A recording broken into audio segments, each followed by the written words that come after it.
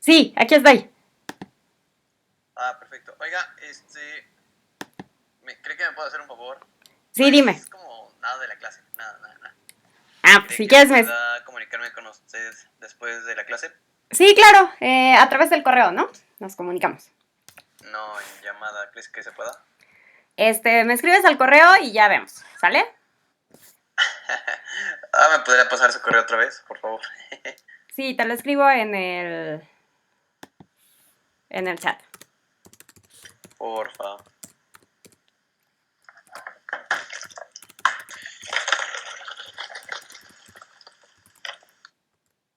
Ahí está.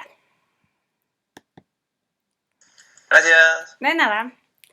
Bueno, muchachos, pues hola, muchas gracias por estar aquí. Ya se supone que pasamos la liga de asistencia y pues vamos a empezar a compartir nuestra pantalla para que podamos ver lo que se tiene que trabajar el día de hoy.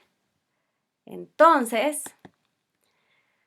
ojalá que ya hayan descargado sus diapositivas de dirección, que son las que necesitamos trabajar. Yo espero que ya las hayan descargado.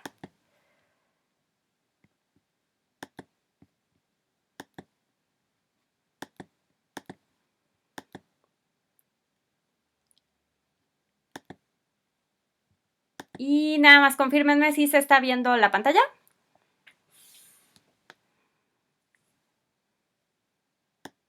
Muchas gracias. Perfecto. Entonces, bueno, el día de hoy vamos a platicar de esta etapa del proceso administrativo, que es la etapa de la dirección. Como ustedes saben, tienen un foro todavía pendiente, fue del video que vimos la clase pasada. Los que no pudieron asistir la clase pasada, creo que hay una compañera que me escribió que si le ponía el link al video. Acuérdense que les comenté que ese video yo lo tenía descargado, entonces lo que pueden hacer es tratar de ver la grabación de la clase. Ahí justo donde se meten ustedes a la sala de Blackboard Collaborate, a la derecha hay una especie como de 3 guiones. Le dan clic y dice grabaciones de clase, entonces podrían revisar la grabación de la clase pasada, eso es lo que creo que podría funcionar porque lo del video, la liga del video de YouTube ya no existe. Se llama Fleming y es un capítulo de Pesadilla en la cocina, por si es que lo llegan a encontrar, pero la verdad es que creo que está complicado y es el video con el que van a contestar las preguntas de su foro. Bueno, entonces ya ustedes descargaron sus diapositivas y como podrán ver a la hora que descargaron las diapositivas hay espacios que hay que llenar. Entonces, por ejemplo, en esta primera pues hay que llenar esto que les puse en negritas que dice lograr las formas de conducta más deseables. Si no las tienen descargadas, pues vayan anotando por lo menos diapositiva 5 y lo que se tiene que ir llenando, ¿sale? Bueno, la parte de dirección habla sobre una parte muy importante del proceso administrativo. ¿Por qué es tan importante esta parte del proceso? Porque de alguna manera nos da una línea de lo que se va a trabajar. Tanto en la parte o en la fase de planeación como en la de organización, todo quedaba como muy teórico, ¿no? No estábamos seguros si realmente se podía aplicar lo que ustedes habían planeado y lo que luego se había organizado a través del organigrama, de la descripción de puestos, de la estandarización y de todas las ideas que hemos estado manejando. Entonces, así como lo vimos en el video de Pesadilla en la cocina, la clase pasada, pues una cosa es lo que está en la planeación y otra muy diferente es la ejecución. Entonces ya incluso hay una parte al final del video en donde veíamos que a pesar de que ya tenían todo listo y que se suponía que ya iba a funcionar muy bien, tuvieron un problema con la ensalada César. ¿Alguien se acuerda cuál fue ese problema? No sé, ¿está César Salazar? César, ¿puedes abrir tu micrófono? Si estás ahí, si no, Sonia Salvador Juárez, si no, Mildred. ¿Me escucha? Sí, muy bien, te escucho. ¿Te acuerdas cuál fue el problema con la ensalada César? Sí, empezaron a servir la ensalada César con zanahoria y no lleva zanahoria. Y no lleva zanahoria, muchas gracias. Entonces, a pesar de que ya estaba según todo planeado y ya estaba el restaurante remodelado y todas las cosas bien hechas, pues al final de cuentas en la operación siguieron pasando problemas, ¿no? Y ya después, bueno, al final los solucionan. Muchas gracias.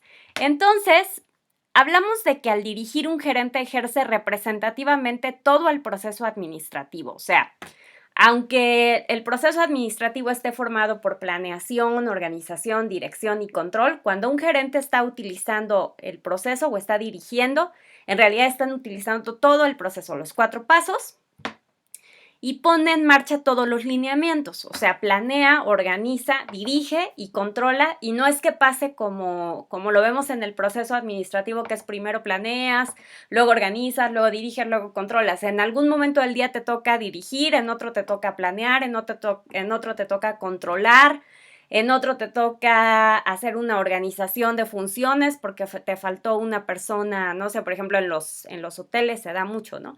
Te faltó alguien en recepción y entonces vas a tener que poner a otra persona en ese puesto. Y entonces, en ese momento es cuando se va a dar todo el proceso administrativo en un solo día. Para ello, dice aquí que debe lograr las formas de conducta más deseables. O sea, lo principal que tiene que hacer un líder, un jefe, es motivar a las personas para que hagan las cosas. Y se debe valer para ello de la comunicación, del liderazgo, de la misma motivación que hablábamos y aún más el estilo personal con el que el gerente administra. Al final de cuentas, cada persona, cada individuo, cada ser humano, tenemos un estilo personal, así como hay un estilo personal de dar una clase, de platicar con un amigo, de dar una conferencia, así igual hay un estilo personal de gerencia o de dirección. Bueno, entonces la dirección es el aspecto interpersonal, o sea, ¿qué quiere decir interpersonal? Que se da entre los individuos, no solamente es de persona a persona o no solamente es intrapersonal, o sea, conmigo mismo, sino es de mí hacia otras personas o del gerente hacia otras personas de la administración, por medio del cual el personal comprende y contribuye con efectividad y eficiencia. Acuérdense que hablábamos en las primeras clases de la diferencia entre la eficiencia y la efectividad. ¿Alguien se acuerda cuál era esa diferencia? No sé, Cassandra, ¿estás por ahí?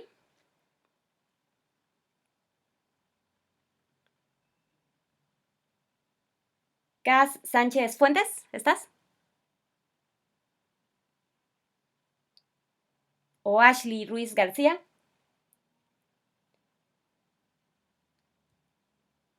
¿O Andrea Sánchez Martínez? ¿No? ¿Nadie? Bueno, lo que yo les decía es que la diferencia entre... Ay, es que me levantan la mano, pero es que no puedo ver el chat ahora porque a la hora que les comparto pantalla no lo puedo ver. Pero si quieren prender su micrófono, con toda la confianza del mundo, préndanlo. Entonces, bueno, lo que... Sí. ¿Quién está ahí? Platíquenme. Mildred. Mildred, muy bien, Mildred. Oye, Mildred, platícame una cosa. ¿Te acuerdas la diferencia entre eficiencia y efectividad? Ajá. Sí, la eficacia es hacerlo rápido. Sí. La eficiencia es hacerlo bien. Bien y rápido también, exactamente. Entonces tiene los dos elementos. Muy bien, qué bueno que te acuerdas, Mildred. Muchas gracias. Entonces, de alguna manera la dirección busca las dos cosas para el logro de objetivos de una empresa y es una guía que orienta la conducta de la organización como equipo integrado, puesto que la dirección incorpora los objetivos de la empresa, los medios que hacen posible la prestación de los servicios y el factor humano. Entonces, al final de cuentas, el hecho de dirigir o de ser líder es una guía. ¿Qué va a estar orientando al equipo y cómo los va a orientar? Bueno, pues va a incorporar los objetivos con los medios que lo hacen posible para la prestación de servicios.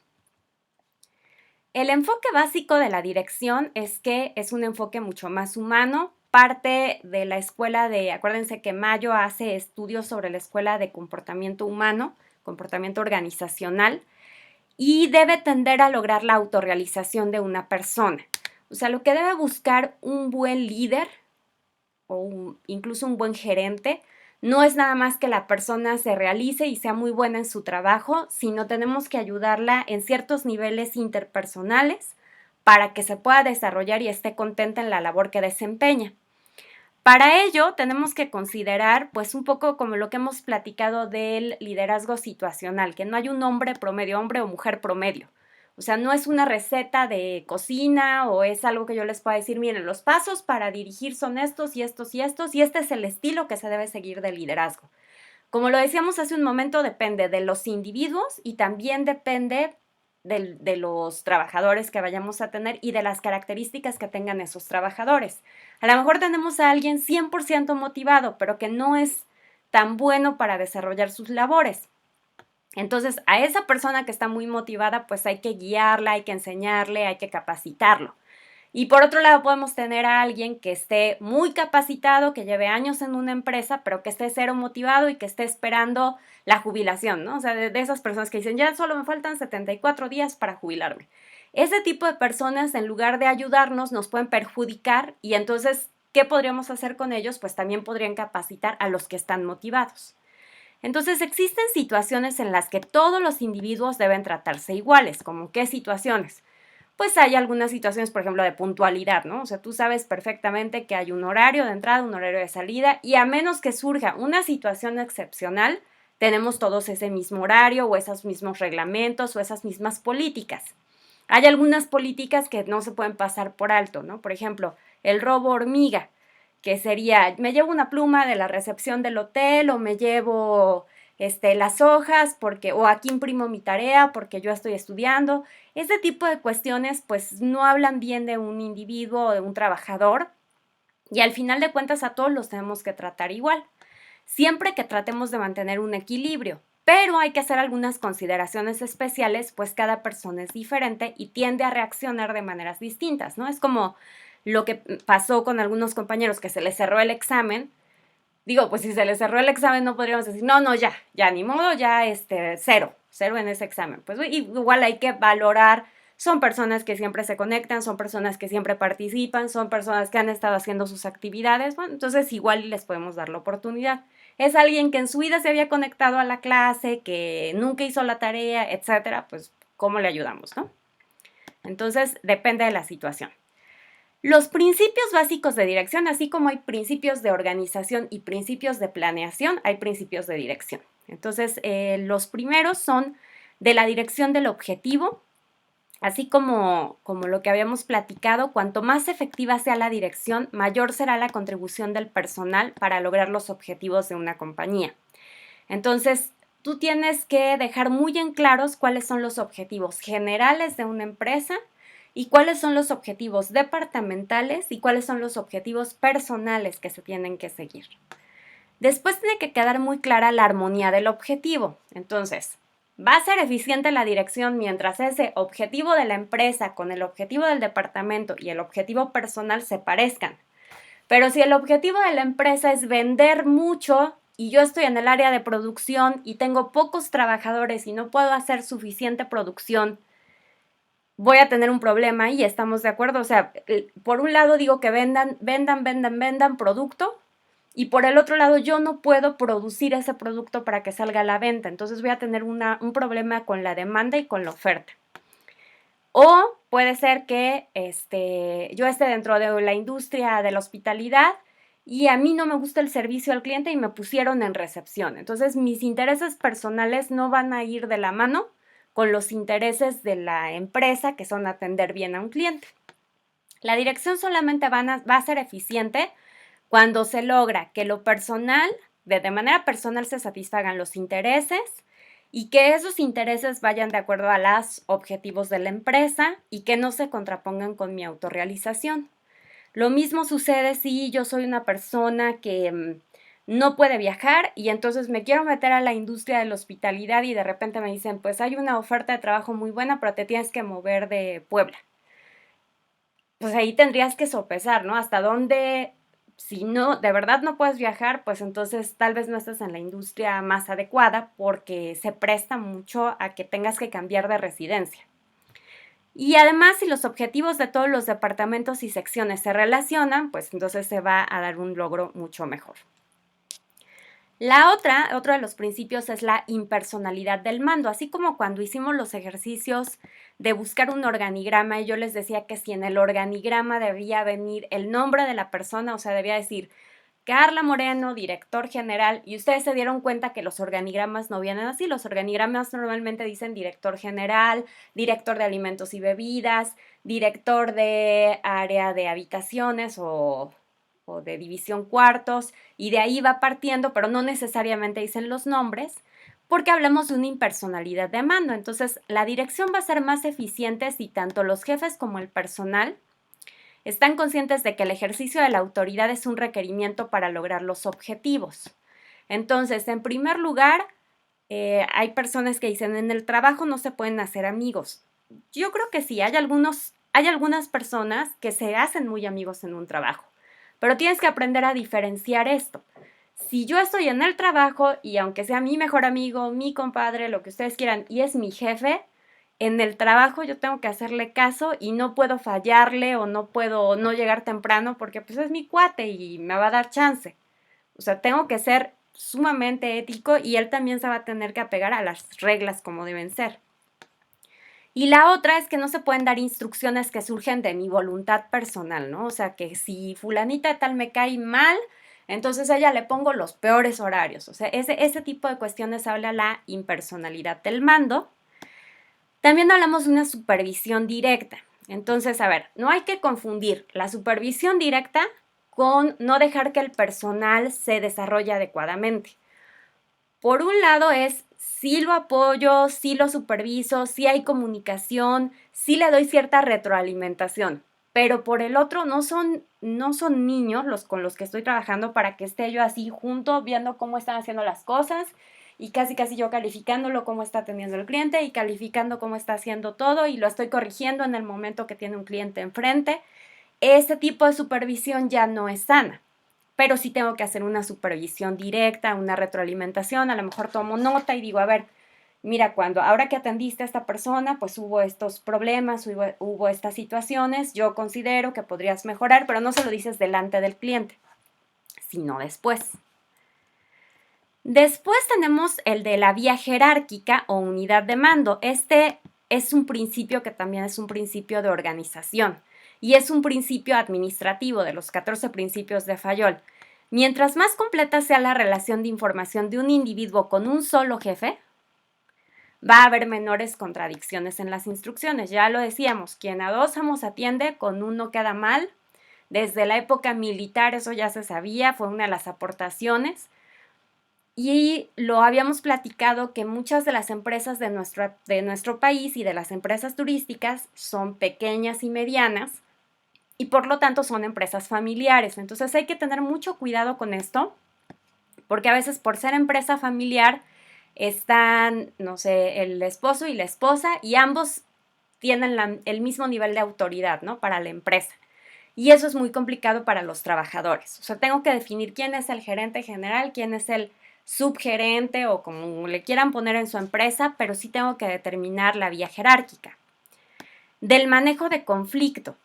Fíjense que en especial la industria turística se presta a ciertos conflictos. En general, todas las empresas, todas las industrias, no nos salvamos de que haya problemas. Entonces, cuanto más rápido y conscientemente se solucionen los obstáculos que se anteponen al logro de los objetivos, va a ser mejor el aprovechamiento que se tenga de ellos. Por eso dicen que a veces las personas que no toman las cosas, por ejemplo, que estás en una reunión de trabajo y que tuviste un desacuerdo con un compañero y le dices, no, es que a mí no me parece o tu idea está mal, y no lo toman personal, sino logran dejarlo ahí en la reunión y por fuera pueden ser hasta amigos, son las personas más exitosas. Quien porque le dijiste que no le gustó la idea de trabajo y ya se vuelve tu enemigo para toda la vida, pues son las personas que lo toman demasiado personal, que no logran soltar esto. No es fácil, es mucho más fácil decirlo que hacerlo o que vivirlo, pero pues no van a visualizar realmente las estrategias de dirección y no van a entender diferentes alternativas, por eso es tan importante. Y por eso no sé si se acuerdan del caso de estudio que vimos muy al principio de la clase, que era el de Pedro, y yo les decía, ¿qué error cometió Pedro? Y dentro de los errores hay algunos que me decían, no, pues no cometió errores.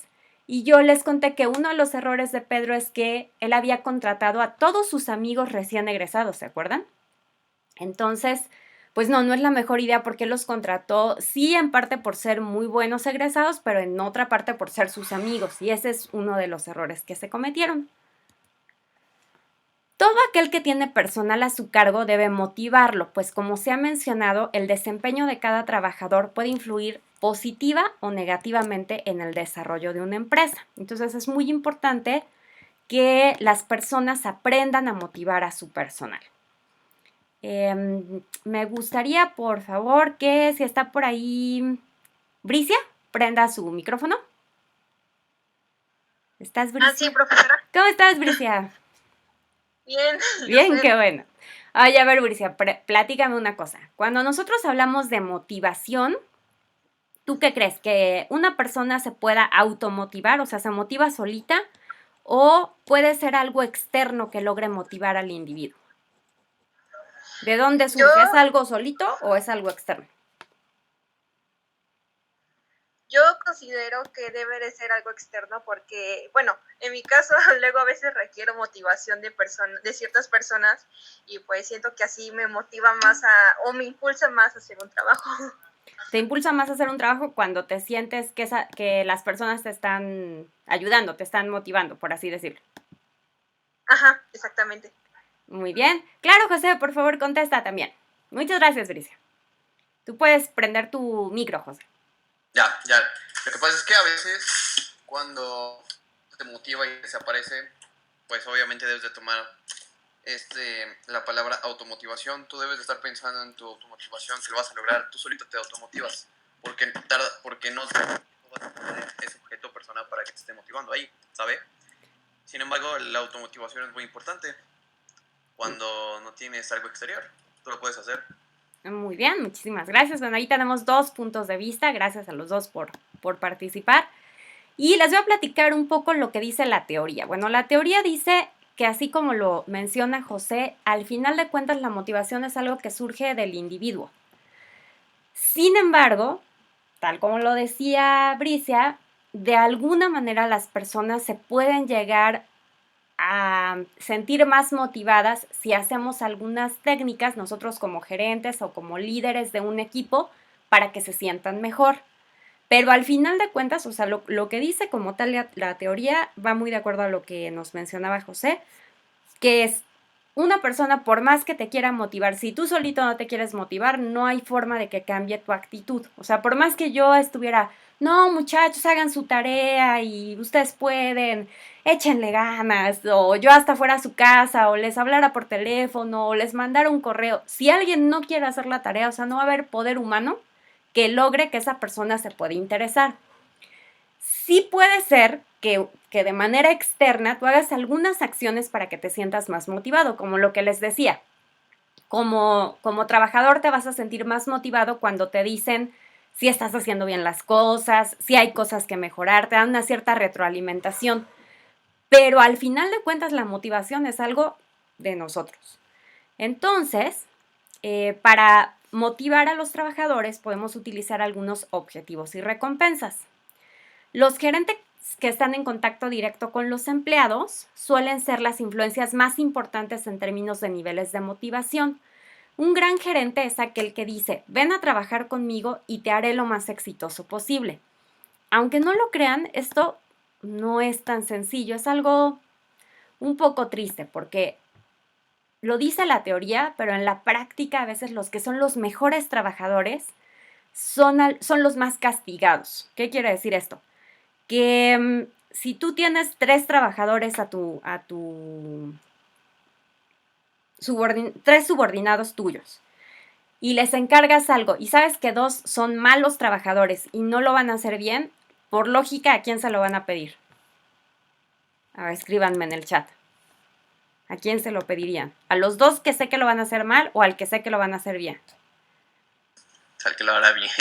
Pues al que lo hará bien, muy bien. Cuando dices está fallando la red, ¿es la mía o la de quién?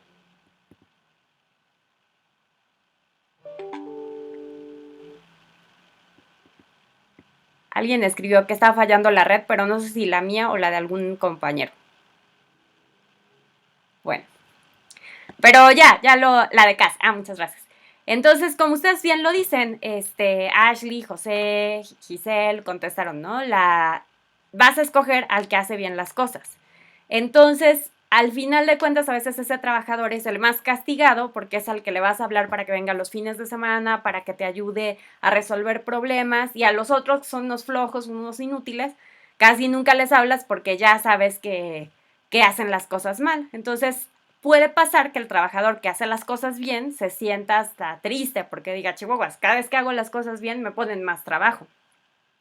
Y ha llegado a suceder también que si el líder o el jefe no es una persona muy inteligente y empieza a ver que un trabajador es muy listo, se rodea de personas cada vez más inteligentes, está estudiando ya no solo la licenciatura, sino una maestría, puede haber líderes que digan, no, ¿sabes qué? Me estoy sintiendo amenazado y entonces te voy a poner todas las trabas para que no puedas avanzar. Esos son los malos jefes.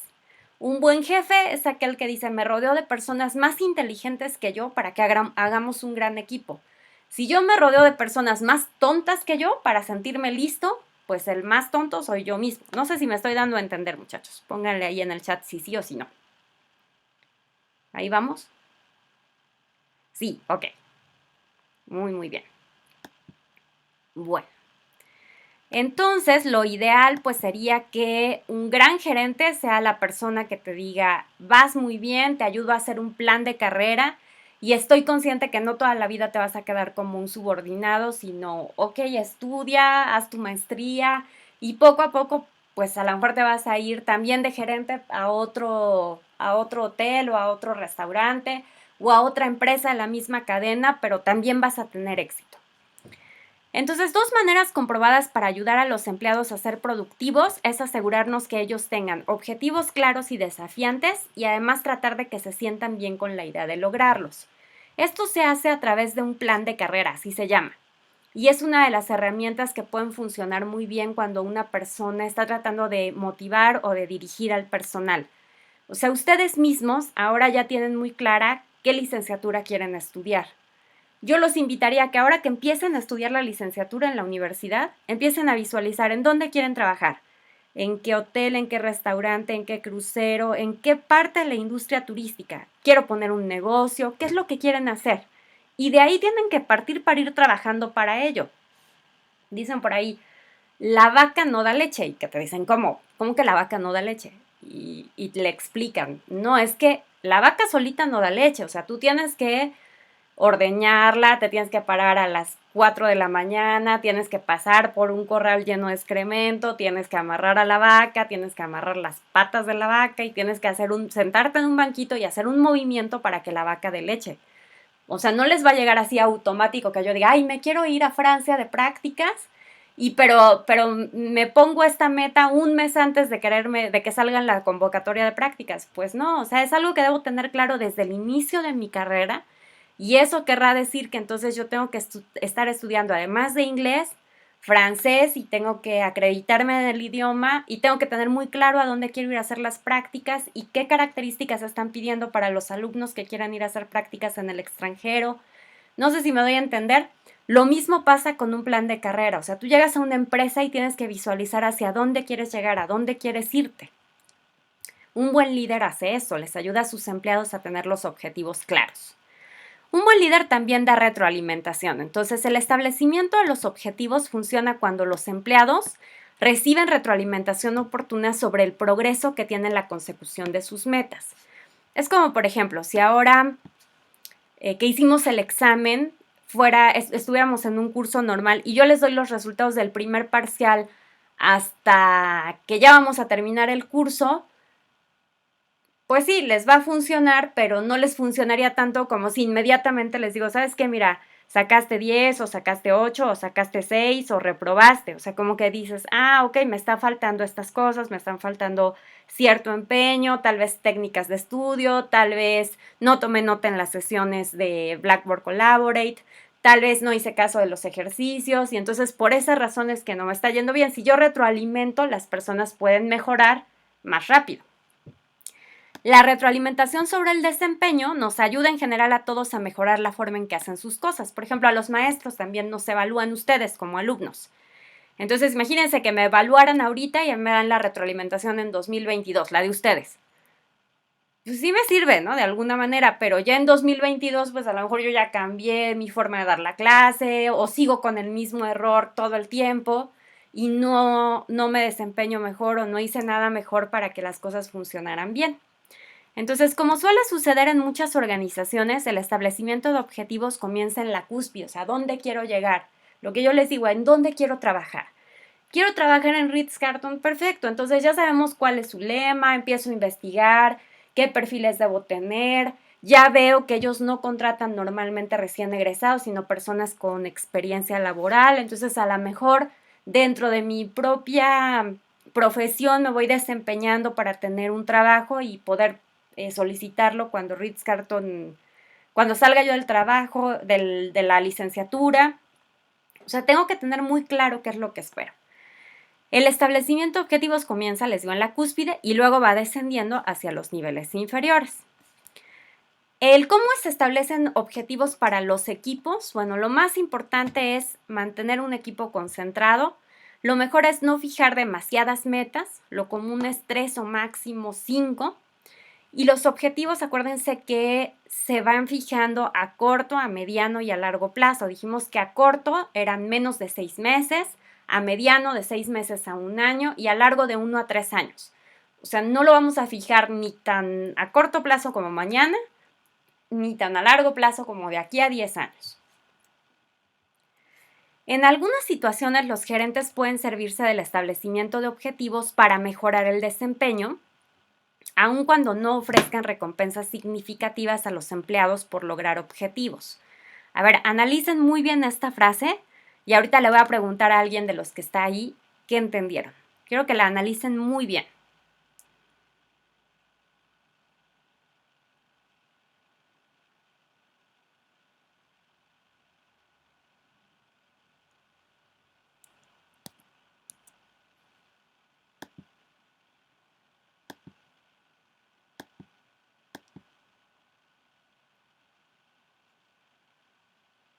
Ashley, ¿estás por ahí?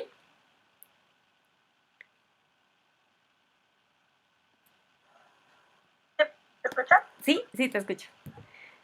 ¿Qué crees que significa eso que leíste?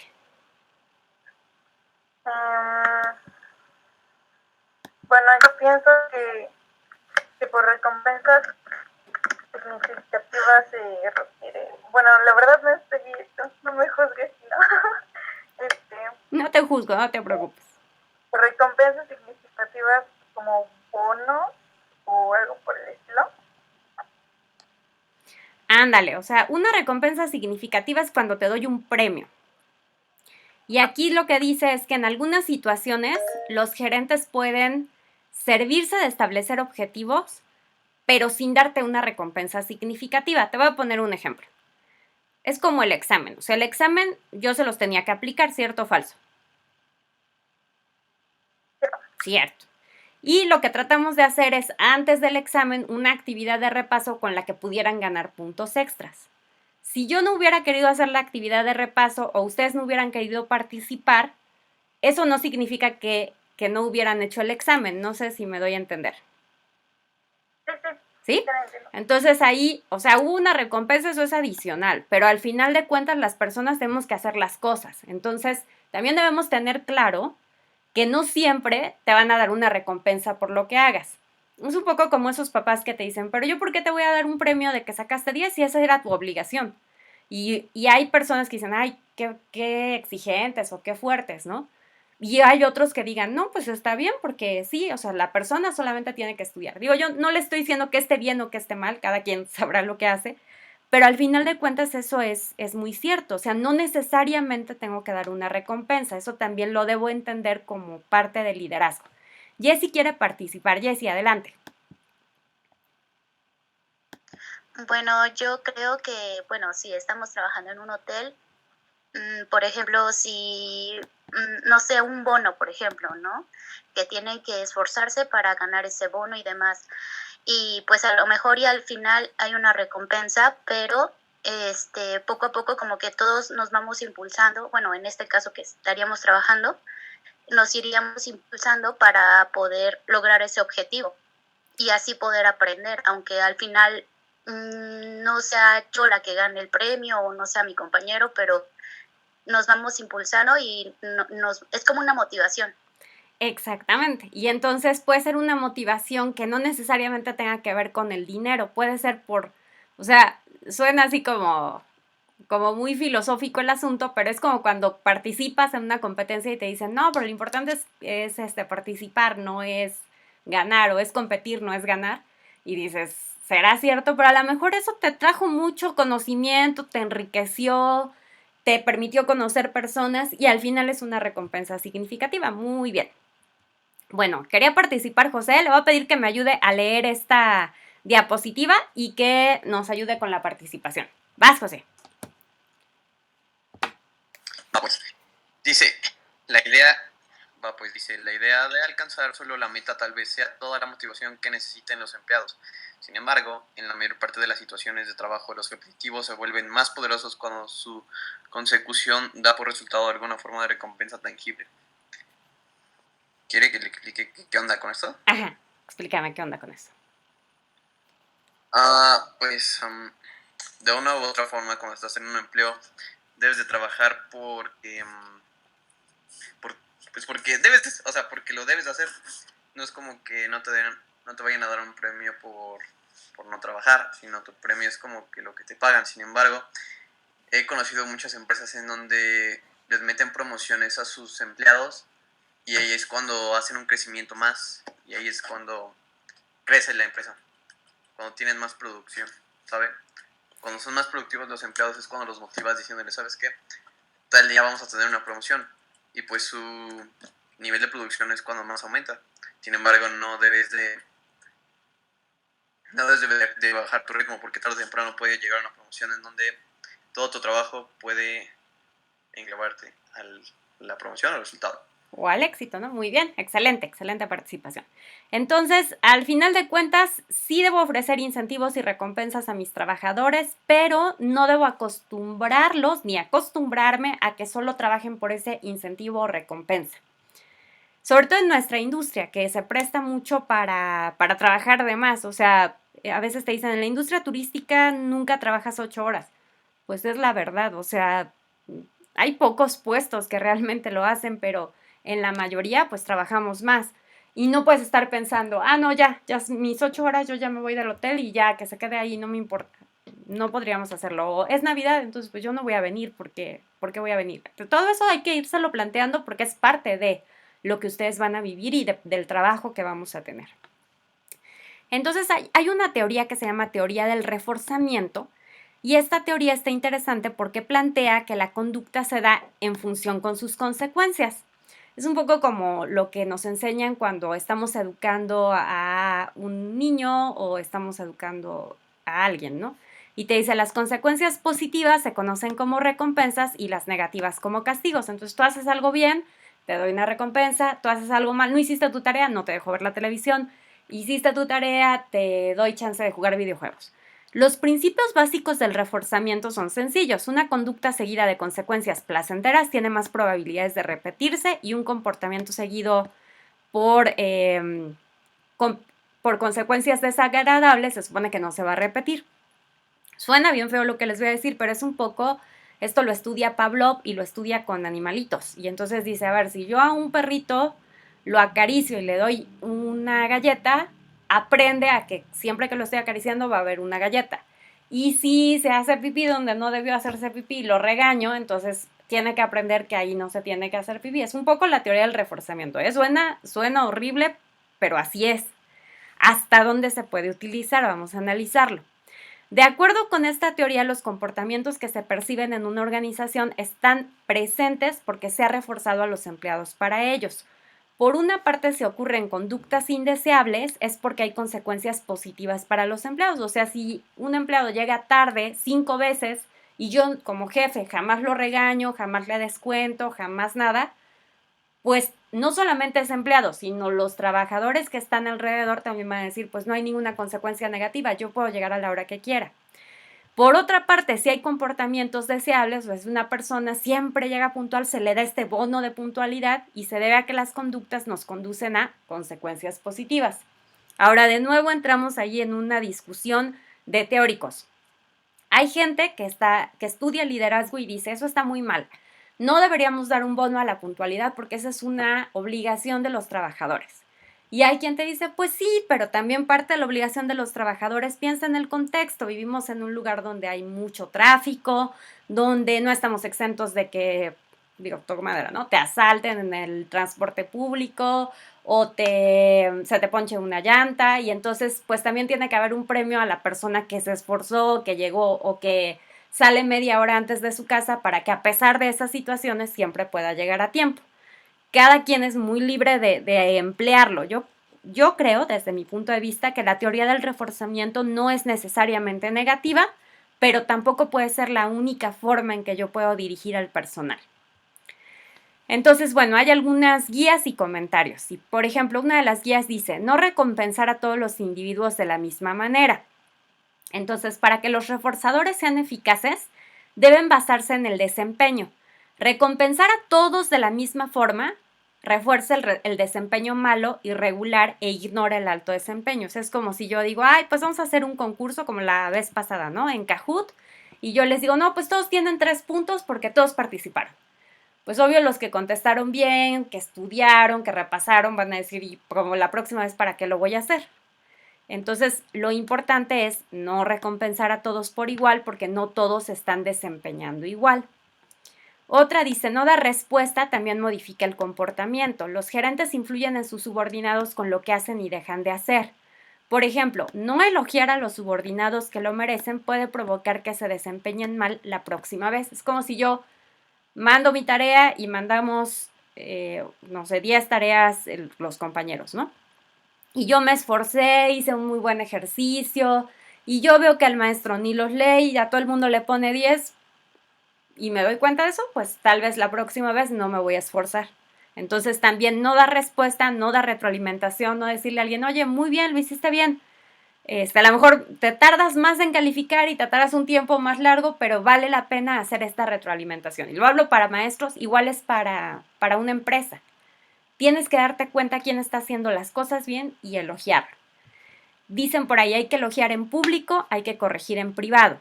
Entonces la otra dice, decir a los individuos lo que deben hacer para recibir reforzamiento. Establecer normas de desempeño permite que los individuos sepan lo que deben hacer para recibir una recompensa. Acuérdense que hablábamos en la parte de planeación de lo que son los procesos y dijimos que eran un conjunto de tareas, de políticas y de procedimientos. O sea, es un conjunto de las 3 cosas. Si yo establezco las tareas con las normas que se deben seguir o con las políticas que se deben seguir, más los procedimientos, entonces a una persona le queda muy claro cómo va a ser un desempeño sobresaliente o cómo no va a ser un desempeño sobresaliente. La otra dice, informar a los individuos lo que están haciendo mal. Si los gerentes niegan recompensas a los subordinados sin indicarles por qué no los recompensaron, o sea, si yo de repente les pongo, no, pues 5 en la tarea. Oye, pero ¿por qué me pusiste 5? Ah, bueno, tuviste faltas de ortografía, no estuvo completa, te faltaron 2 preguntas, la lectura que hiciste no tiene una síntesis adecuada. Entonces, pues también es complicado que puedas saber por qué, ¿no? ¿Por qué te están poniendo esa calificación? Y en el trabajo es lo mismo. Si yo digo, pues ganó el mejor desempeño de la clase, lo ganó Mariana. Y no le explico a los demás qué fue lo que Mariana hizo extraordinariamente bien, entonces no hay una buena retroalimentación. No saber cuál es el comportamiento encuentra indeseable o nos confunde porque podemos tender a pensar, claro, Mariana debe ser su sobrina o le cae muy bien Mariana o es su consentida. Y las personas se pueden sentir manipuladas. Y lo que les decía, ¿no? No castigar a alguien delante de los demás. Así sea el mesero y se haya portado grosero con el cliente, a menos que sea una grosería muy grande, le tengo que hablar en privado y decirle, ¿sabes qué? Ahorita que yo te vi atendiendo al cliente, hiciste esto mal y esto mal. Pero si yo me pongo a gritarle enfrente del cliente, imagínense cómo se va a sentir tanto el mesero y hasta el propio cliente y hasta los otros clientes. Entonces dice, reprender a los subordinados podría ser una forma útil en ocasiones para eliminar un comportamiento indeseable. Entonces, si yo me estoy dando cuenta que acosó a un cliente, acosó en este sentido físico, pues por supuesto que le grito en ese momento, ¿no? Pero si no es algo tan grave como, por ejemplo, Ustedes se van a aprender, las reglas son: las bebidas se sirven por la derecha, se retiran por la derecha, los alimentos se sirven por la derecha, se retiran por la izquierda. Y yo me doy cuenta que el mesero se equivocó y que le retiró los alimentos por la derecha, pues no es tan grave, o sea, lo puedo anotar y decirle después y no en ese momento regañarlo. Los regaños en público pueden hacer que los integrantes de un grupo se resientan con su superior. O sea, solamente que sea una situación extremadamente grave y que se tenga que resolver en ese momento o detener en ese momento porque estás poniendo en riesgo la vida del trabajador, de los clientes o la integridad de cualquiera de ellos, entonces sí, en ese momento lo digo. Pero si no lo estoy haciendo así, pues también hay que pensar. Hasta aquí, muchachos, tenemos una duda, pregunta o algo así. Discúlpenme, estuvieron trabajando en el chat y no siempre lo veía. Andy dijo, es para motivarnos, como por ejemplo subir de puesto. Yo he visto que lo hacen en Bodega Aurrera, que ponen la foto de alguien por el vendedor del año o algo así. Exactamente, eso es una motivación. Y quería decir algo, José. No sé si quieras aportar, José, adelante. O ya lo dijiste. Era un temecito de antes, pero Ah, bueno. es como una frase, es chiquita. Enseña a enseñar. Enseña a enseñar. Y para eso tienes que saber hacer las cosas tú, ¿no? Es muy importante. Sí, obviamente debes de enseñar lo que tú sabes, porque no, es como darle el pescado es como tú estás